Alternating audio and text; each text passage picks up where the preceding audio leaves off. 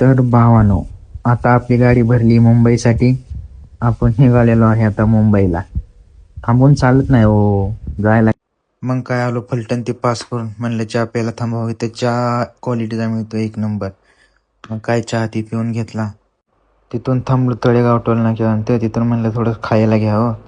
मस्त खायला ते घेतलं. म्हणलं चला आता जात जात खायचं म्हणलं. लावली बघा एकदाशी गाडी आपली खाली करायला. कसा आहे दणका नुसता, कसा आहे वाघ दोन दोन येते ती ना, नाद करायचा नाही.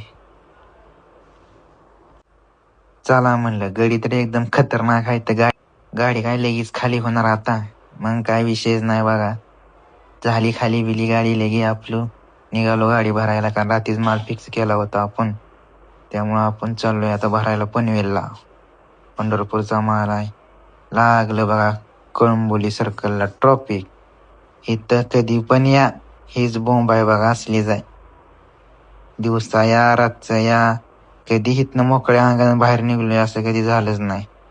अवघड आहे हो, ड्रायव्हरची जिंदगीच अवघड आहे. जिकडे तिकडे सगळं ट्रॉफिकच आहे. मग काय एंट्री ती केली तर भाऊ म्हणला गाड्या भरपूर आहेत, उशीर लागल. गाड्या बघून तर असं वाटत होतं आपल्याला बाबा काय होतं संध्याकाळच होती. पण तसं काय झालं नाही, गाडी लवकरच दिली भरून. गाडी ती बांधून घेतली. चला म्हणलं, घाट जाम लागायच्या आधी म्हणलं सुटूया म्हणलं. पेपर ती घेतले. चला म्हणलं आता गाडी ती पुसून ती घेऊन ओके मध्ये म्हणलं आता लागलो. कसा बा नजारा, दणक्याबाज आहे का. मग काय तिथून आलो घाटात लोणावळा.